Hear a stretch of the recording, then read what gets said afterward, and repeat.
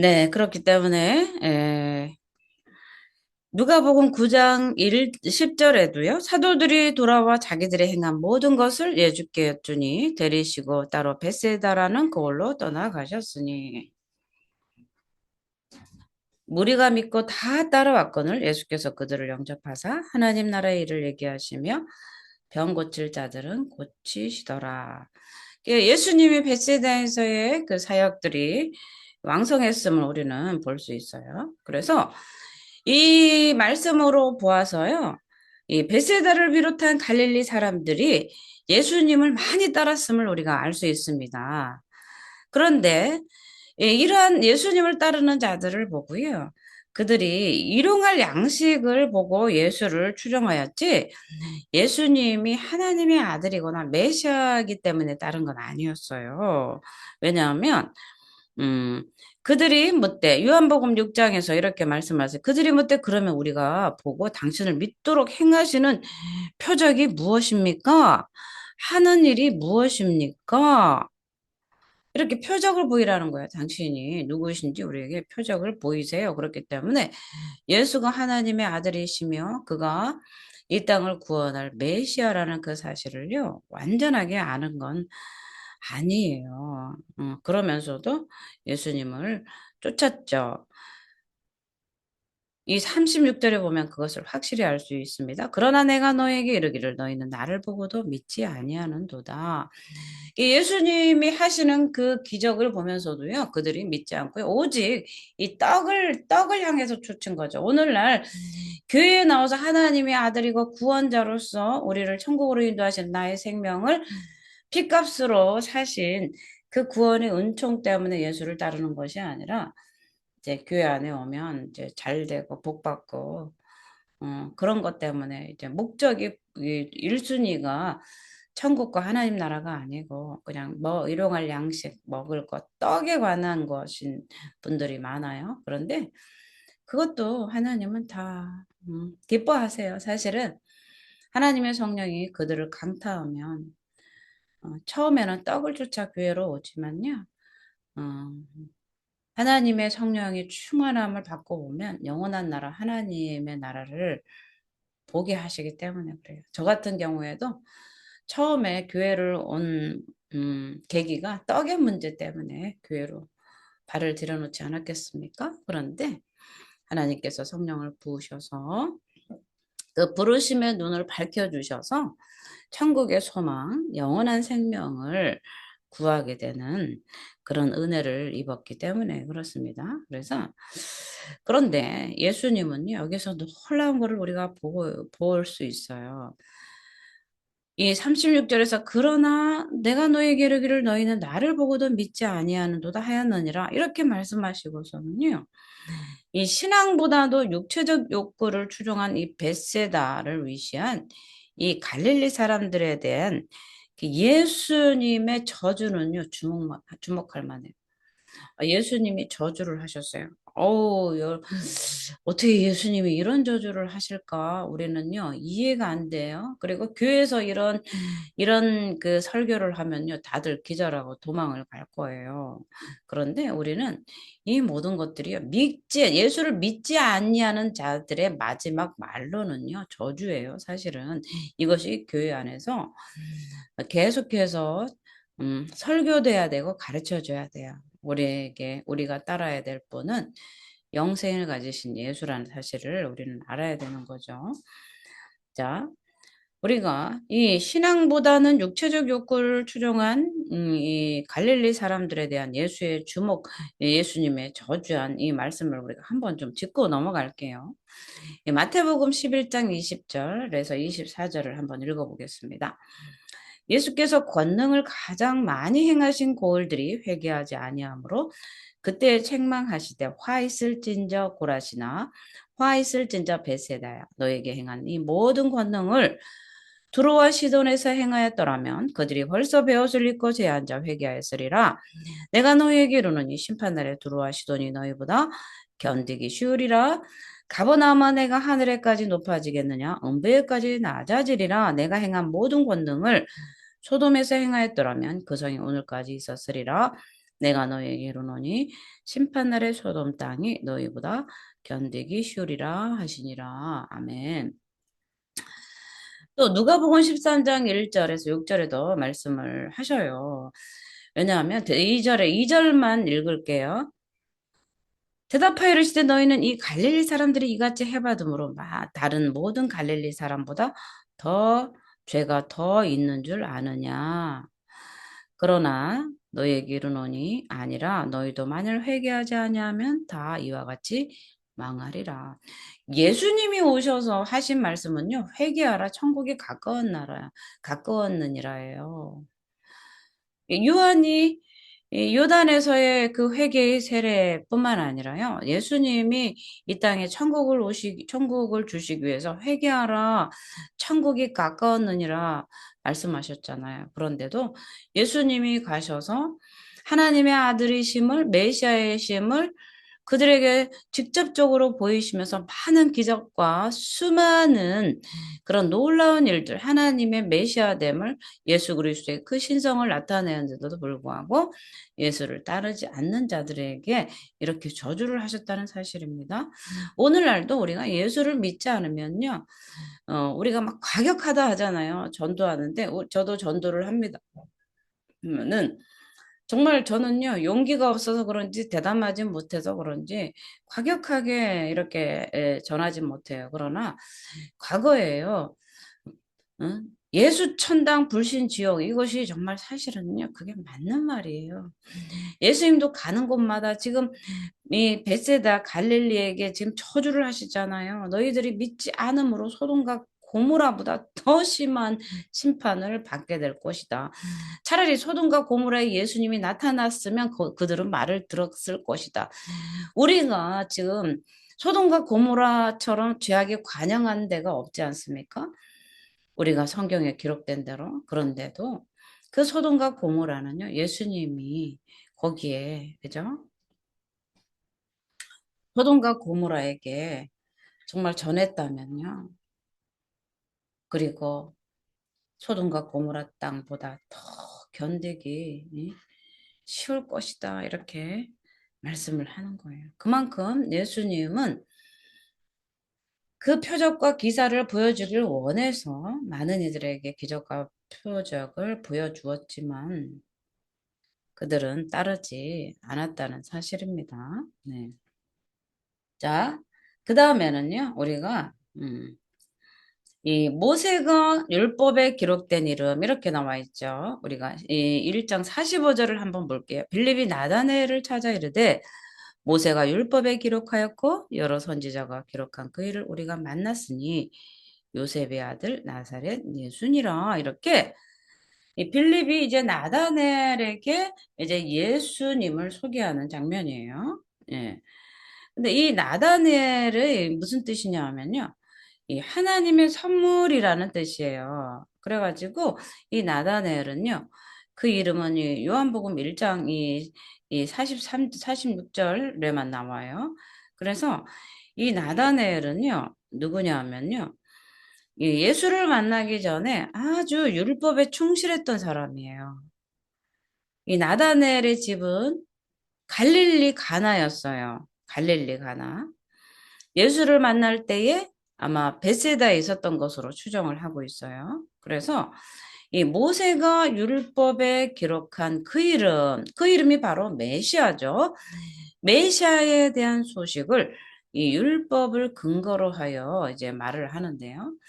이는 그 율법에 충실했던 나다네아를 주께로 인도하려고 하는 빌립의 열정을 잘 드러내주고 있어요. 그래서 오늘 말씀은요. 빌립이 예수야말로 율법과 예언서로 대표되는 구약의 모든 말씀을 성취하시는 메시아의 심을 확신하고 있어요. 지금 이러한 사실로 미루어 볼 때 빌립은 세례 요한의 제자였을 가능성이 크다 이렇게 말하고 있고요. 또 빌립의 친구인 안드레, 베드로, 요한, 야고보가 세례 요한의 제자였다는 점, 또 오늘 이 43절에서 빌립이 예수님의 부르심에 즉각적으로 응했고요. 또 동시에 예수 그리스도에 대해서 확신 있게 전도했다는 점에서 우리는 이 빌립을 이렇게 우리가 알 수 있는 거죠. 빌립에 대해서. 예. 자, 요셉의 아들 나사렛 예수. 빌립이 만난 메시아의 인간적 신분이죠. 빌립이. 그래서 원래 예수의 출생지는요, 베들레헴이었지만 갈릴리 나사렛에서 성장했기 때문에요. 자칭 타칭으로 나사렛 예수라고 불렸습니다. 그래서 마태복음 22장 23절에 나사렛이란 동네에 가서 사니 이는 선지자로 하신 말씀에 나사렛 사람이라 칭하리라 하심을 이루려 하심이라 이렇게 말씀하고 있고요. 그렇기 때문에 요셉의 아들이란 이 표현은요. 법적 차원으로 볼 때 옳은 것이긴 하지만 예수님의 신적 기형과 본성에 대해서는요. 아무런 시사점을 우리에게 주지 않고 있어요. 그래서 빌립은 예수가 메시아라는 사실은 알았지만 이 성육신, 태초부터 말씀이 육신이 되어서 오셨다는 이 성육신한 사실은 알지 못했음을 우리가 알 수 있어요. 그렇기 때문에 나다넬이 이렇게 반론을 제기할 수 있는 거죠. 그래서 1장 46절에 이렇게 나다넬이 이르되 나사렛에서 무슨 선한 것이 날 수 있느냐? 빌립이 이르되 와서 보라 하니라죠. 나사렛에서 무슨 선한 것이 날 수 있느냐라는 이 빌립의 예, 그, 그 말에 빌립이 나다넬을 찾아 이르되 모세가 율법에 기록하였고 이렇게 얘기하는 거죠. 나다넬이 이 반문에 빌립이 이제 대답을 해주는 거죠. 어, 모세가 율법에 기록하였고 여러 선지자가 기록한 그 일을 우리가 만났으니 요셉의 아들 나사렛 예수니라. 이 말은요. 이 빌립의 말이에요. 이 빌립의 말은요. 나다넬을 격분시켰어요. 왜냐하면 이 나다넬이 율법을 연구하는 자였잖아요. 그렇기 때문에 메시아가 유대 베들레헴에서 탄생할 것을 알고 있었고요. 왜냐하면 율법 학자였기 때문에 율법을 공부했기 때문에 미가에서도 기록되어 있지 않습니까? 5장 2절에 미가서 5장 2절에 베들레헴 에브라다야 너는 유다 족속 중에 작을지라도 이스라엘을 다스릴 자가 내게서 나올 것이라. 그의 근본은 상구의 영혼에 있느니라. 이렇게 기록되어 있어요. 또한 이 당시의 나사렛은요. 갈릴리 마을의 한 마을이었어요. 그래서 율법주의자의 입장에 볼 때 멸시를 당해 마땅한 지역이에요. 왜냐하면 이 요한복음 7장 52절에도 이렇게 기록되어 있어요. 그들이 대답하여 이르되 너도 갈릴리에서 왔느냐? 찾아보라. 갈릴리에서는 선지자가 나지 못하느니라 하였더라. 이렇게 기록되어 있어요. 그렇기 때문에 오늘 이 말씀에서 당시 율법주의자, 율법을 해석하고 연구했던 이들은요. 이 갈릴리 지방을 조롱할 때 쓰던 이 관용어였을 것으로 추측을 하고 있어요. 그런데 그런 나다니엘을 향해서 이 빌립이 와보라, 와보라. 나다넬이 빈정거리는 그 말투와 또 그 말투에 내포된 그 논리적 타당성들을 빌립이 말문을 막았을 뿐만 아니라요. 심한 모멸감까지 주었을 거예요. 그럼에도 불구하고 빌립은 나다니엘에게 강권을 하는 거예요. 따라서 빌립이 와 보라 한 이 말은요. 예수님이 이 요한복음 지난주에 하셨던 요한복음 1장 39절에서 예수께서 직접 와보라 했던 그 말과 다른 어감이에요. 선생이 어디 계시니까 하니까 와보라 했었던 그 와보라와 와서 보라와 오늘 빌립이 말한 와서 보라라는 이 말이 이 어감이 다르다는 거예요. 즉 빌립이 강권은 당시 랍비가 제자들을 초청하는 형식이 아니라 제자가 또 다른 제자에게 랍비를 소개하는 그런 형식인 거죠. 그렇기 때문에 이 말은요. 어떤 율법적인 논리보다 역사적으로 성육신하신 메시아라는 그 실체를 목도에서 직접 눈으로 봐라 이런 뜻인 거죠. 그냥 말만 듣지 말고 추측해서 가만히 앉아서 율법만 계산하면서 있지 말고 그 율법에 제시된 그 메시아를 눈으로 와서 직접 네가 봐라라는 뜻이죠. 그래서 자, 일단 47절을 보겠습니다. 그래서 예수께서 나다넬이 자기에게 오는 것을 보시고 그를 가리켜 이르시되 보라 이는 참으로 이스라엘 사람이라 그 속에 간사한 것이 없도다. 아멘. 할렐루야. 자, 예수님이 나다넬에게 빌립의 권고를 듣고 자기에게 나오시는 것을 보고요. 그 속에 간사한 것이 없다. 이렇게 예수님이 나다넬을 처음 대면하기 직전에 그의 인격을 탁 통찰했다는 그 그리스도의 신성이 잘 나타난 거예요. 예수님은 우리의 마음을 중심을 꿰뚫어 보시잖아요. 오늘도 우리는 사람 앞에는 감춰진 바가 될 수 있지만 하나님 앞에는 우리의 모든 마음의 중심이 다 드러난다는 사실이죠. 그렇기 때문에 간사한 것이 없다. 이삭처럼 형의 그 복을 아주 간계하게 뺏어서 자기가 받는 그런 얍삽바른 그런 것이 아니라요. 이 속임수가 없는 아주 진실함이 그 속에 있다는 거죠. 그래서 이 간교함이 없다라는 말은요. 이 나다넬이 야곱처럼 간교한 자가 아니라 오직 메시아의 대망을 충실히 기다리며 율법을 연구하는 자.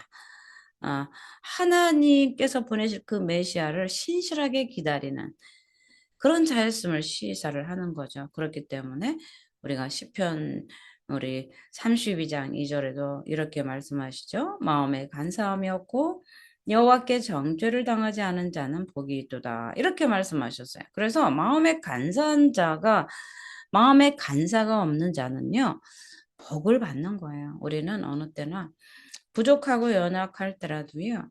남을 속이지 않고 거짓말하지 않고 솔직하게 자기 부족을 시인할 수 있는 그런 마음의 신실한 자가 다 되시기를 예수 이름으로 축원을 드립니다.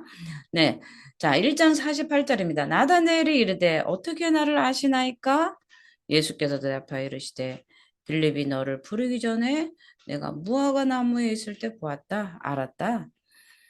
부르기도 전에 알았다는 거예요. 하나님은요, 우리를 부르실 때 다 알고 부르세요. 우리가 어디서 태어났는지, 어떤 삶을 살았는지 다 알고 부르시죠. 왜냐하면 하나님은 우리를 창조하신 창조주이시기 때문에 그렇습니다. 그래서 이 무화과 나무 아래 있을 때 보았다라는 이 말은요, 이 무화과 나무 아래 있었다는 것은 나다넬이요, 참으로 축복받은 자라는 것을 우리가 또 알 수 있어요. 무화과 나무는요, 이 유대민족의 번영을 상징하는 표현이에요, 사실은. 그렇기 때문에 우리가 왕상 4장 25절에도요. 솔로몬이 사는 동안에 유다와 이스라엘이 단에서부터 부활 새벽에 이르기까지 각기 포도나무 아래와 무화과 나무 아래서 평안히 살았더라. 무화과 나무 아래 앉아서 율법을 연구하는 건요.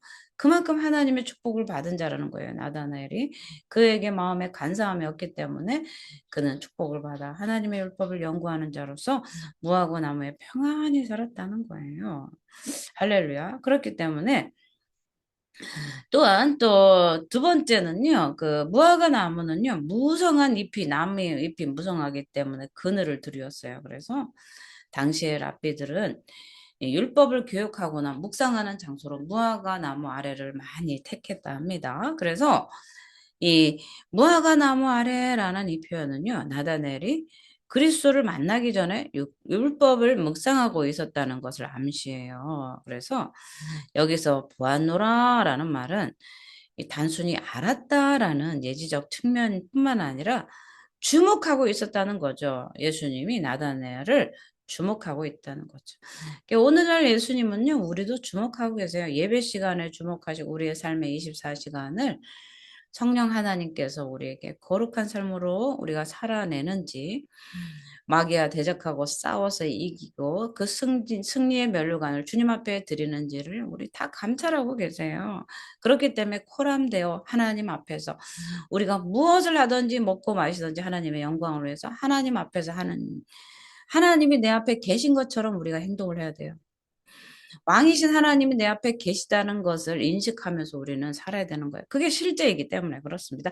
예수님은 우리가 도둑질할 때는 숨어 계시고 좋은 일 예배 드릴 때만 앞에 나타나시는 분이 아니라 24시간 우리의 모든 일거수일투족 가운데 하나님은 우리를 감찰하신다는 사실을 우리는 알아야 될 줄 믿습니다. 도둑질할 때도 우리를 보고 계신다는 사실을 알아야 되는 거죠. 네. 자, 1장, 예, 우리 49절입니다. 네. 그렇기 때문에 이 나다넬이 대답하되 라비여 당신은 하나님의 아들이시오 당신은 이스라엘의 임금이로소이다. 아이고 이렇게 고백을 하고 있어요. 이러한 고백은요. 이 앞서 48절에서 내가 너 무화과 나무에 있을 때부터 알았다 보았다 이렇기 때문에요. 예수님이 이 자신을 주목하면서 자기가 무엇을 했는지 이 예지했다는 그 사실 때문에 선지자이십니다. 하나님이십니다. 이렇게 고백이 되는 거예요. 음. 그렇기 때문에 이 결정적으로 어, 예수 그리스도의 그 신성을 탁 맞닥뜨린 거죠. 예지하였다는 그 사실 때문에. 그래서 이 예수님이 말씀하신 그 말씀에 한가할 수 없는 그런 힘이 있어서 바로 그분이 메시아입니다. 임금이로소이다 라는 사실을 결정적으로 고백을 했다는 거예요. 이 나다넬이 자신의 마음을 샅샅이 꿰뚫어 보고 만족을 시켜주신 예수님의 권위에 정말 사실적으로 압도당했다는 말씀입니다. 그렇기 때문에 내가 여호와의 명령을 전하였노라 여호와께서 내게 이르시되 너는 내 아들이라 오늘 내가 너를 낳았도다. 이 말씀에 아마 근거를 두고요. 임금이로소이다. 당신은 하나님의 아들이시고 임금이십니다. 이렇게 고백을 할 수 있었던 거죠. 그래서 이것은요. 주는 그리스도시요 하나님의 아들이십니다라는 신앙 고백, 베드로의 신앙 고백과 같은 맥락이에요. 그렇기 때문에 예수님을 하나님의 아들로서 고백하는 것은요. 사실은 하나님의 성령이 깨닫게 하시기 때문이에요. 우리 인간의 눈으로는 예수님을 하나님의 아들로 우리는 시인할 수가 없는 거예요. 오직 성령이 우리에게 임하셔서 바요나 시모다 복이 있도다. 그렇게 고백하고 그렇게 알게 하신 분은 하나님이라는 사실이에요. 우리가 인간의 눈으로 어떻게 예수님을 하나님의 아들이며 나의 구원자로 고백할 수 있겠습니까? 오직 성령이 임하셔서 깨닫게 하시는 지혜를 우리에게 주셨기 때문입니다. 네. 그래서 오늘 이 1장 50절 보겠습니다. 예수께서 대답하여 이르시되 내가 너를 무화과 나무 아래서 부었다함으로 믿느냐? 이보다 더 큰 일을 보리라. 무화과 나무 아래서 있던 것을 보았다고 했기 때문에 주님 당신은 하나님의 아들이십니다. 라는 고백을 했는데 그보다 더 큰 거를 보겠다는 거죠. 예수님은 우리를 부르셔서요. 아주 예수님이 하셨던 일, 더 큰 일을 하도록 우리에게 오늘 그 사명과 소명을 맡기지 않았습니까? 그때 당시 예수님이 처음으로 제자들을 부르시면서 다 부르신 그 목적은 하나님 나라의 복음을 전파하기 위해서 부르셨고 그 부르시면서 하나님의 하셨던 그 일을 행하도록 능력을 주셨고 하나님 나라의 그 비밀들을 다 알게 그렇게 부르셨다는 거예요. 이보다 더 큰 일을 보리라. 그죠? 그렇기 때문에 예수님은요. 이 공생의 기간 동안에 수많은 이적과 권능들을 나타내셨어요. 그러면서 궁극적으로 자신이 메시아 하나님이심을 나타내 주셨어요. 그런 것들을요. 다 보게 되는 거죠. 첫째 더 큰 일을 보기라 하는 것은요. 예수님을 쫓아가면 예수님이 하시는 큰 일을 보게 되고요. 또 제자로서의 마지막 날에 예수님이 죽으시고 부활하셔서 하늘 우편에 돌아가시고 나서 성령이 임함으로써 그때에도 더 큰 일을 보게 되는 그 두 가지의 측면에서 다 우리는 이해할 수가 있는 거예요. 그래서 자 오늘 마지막 절입니다. 또 이르시되 진실로 진실로 너에게로 노니 하늘이 열리고 하나님의 사자들이 인자에 오르락내리락 하는 것을 보리라. 더 큰 것을 보는 거죠. 이 진실로 진실로 그죠? 아주 예수님이 강조할 때 진실로 진실로 써요. 그래서 이 진실로 니고데모가 진실로 할 때도 그랬는데 예수님은요. 이 진실로 진실로 두 번을 썼을 때 이 요한이 예수님의 말씀을 강조하려고 쓴 것이고요. 이 하늘이 열리고라는 말은요. 이 하늘은 항상 열려 있어요, 사실은. 그런데 그 열려 있는 것을 누가 보느냐죠. 이 하늘이 열린다는 그 의미는요. 이 야곱이 베델에서 끈과 연관이 되죠. 꿈에 본 적 사닥다리가 창세기 28장 10절입니다. 꿈에 본 적 사닥다리가 땅 위에 서 있는데 그 꼭대기가 하늘에 닿았고 또 본 적 하나님의 사자들이 그 위에서 오르락내리락 하고 그래서 하나님의 주권적 역사로 인해 가지고요. 하나님과 인간관계가 재확립되는 그런 징조를 상징하고 있어요. 그래서 이사야서 64장에도 이렇게 말씀을 하십니다. 원하건대 주는 하늘을 가르시고 강림하시고 주 앞에 산들이 진동하기를 불이 섭을 사르며 불이 물을 끓임 같게 하사 주의 원수들이 주의 이름을 알게 하시며 이방 나라들도 주 앞에 떨게 하옵소서 이렇게 이사에서도 말씀을 하시고 계세요. 그렇기 때문에 이러한 사실은요. 예수 그리스도의 죽음과 부활을 통해서 하늘이 열리고 그동안 죄로 인해서 막혔던 하나님과 인간관계가 온전히 회복된다는 것입니다. 그래서 우리는 이러한 맥락에서 우리는 하나님의 하늘이 열리고 그죠? 예수 그리스도를 믿는 자들은요, 곧 물과 성령으로 거듭난 자들은요, 하나님 나라를 보고 하나님 나라를 소유하게 된다는, 그래서 그 축복을 받게 된다는 의미라고 우리는 이해해야 됩니다. 그래서 예수 그리스도께서 하나님과의 막힌 담을 허물어 주셔서 하늘이 이제 열린 거예요. 그래서 우리는 인자가 오르락내리락 하는 것을 보게 되는 거죠. 우리가 예수를 따르면, 예수를 믿으면요, 제자가 되잖아요. 그 제자들은 하늘문을 열린 그 하늘의 축복을 다 맛보며 산다는 의미입니다. 특별히 우리는요, 제자라는 그 의미를 예수를 믿는 모든 자들이 제자예요, 사실은. 그런데 오늘날 교회에서는요, 주의 종들만 제자고 평신도는 제자가 아닌 걸로 해석을 많이 해서 평신도 제자와 하는데 사실은 이 주의 종들을 세운 목적은요, 제자 만들기 위해서 가르치는 자로서 세우는 것 뿐이에요. 그래서 목사도 제자고요, 평신도도 제자예요. 단순히 코치로서, 감독으로서 일찍 배우고 그래서 그 제자들을 가르치라고 먼저 앞서서 가르친 것 뿐이에요. 그렇기 때문에 우리는 모두가 예수 그리스도의 제자가 돼야 돼요. 오늘날 그래서 교회는 제자들이 모인 곳이 돼야 될 줄로 믿습니다. 네.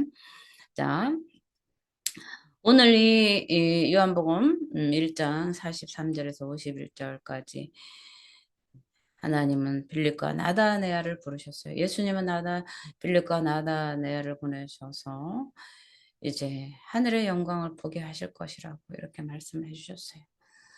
우리의 부르심은요, 너무나 귀합니다. 어떤 상황에서 어떤 모습에 있을지라도 나를 따라오너라 라는 그 음성이 들을 때 그분을 쫓아가면 그 안에 모든 보화 보물이 있어요. 세상에 급한 것이 아니라 하나님 나라의 비밀을 하나님께서 가르쳐 주기 위해서 우리를 부르시는 거죠. 오늘도 이러한 하나님의 부르심에 귀를 기울이는 저와 여러분이 되시길 원합니다. 우리의 삶 속에 어떠한 난관이 있고 어떠한 형편이 있다 할지라도 하나님은 우리에게 나를 따르라 하는 말은요. 예수 그리스도를 믿는 자들이 물과 성령으로 거듭나서 하나님 나라를 보며 그 하나님 나라를 위해서 구하는 그래서 하나님 나라를 전파하는 제자들로 세우시기 위해서 우리를 부르셨다는 사실입니다. 그래서 그 부르심에 응답하는 저와 여러분 그래서 하나님께 감사하며 그 구원의 감격을 누리고 그 구원의 감격을 많은 이들에게 나누어지는 하나님 나라를 전파하는 제자로서 오늘도 하나님께서 우리에게 주신 그 사명을 다하게 될 때 하나님께서 영광 받으시고 우리가 또한 그 구원의 감격과 기쁨을 같이 누리게 될 줄 믿습니다. 아멘.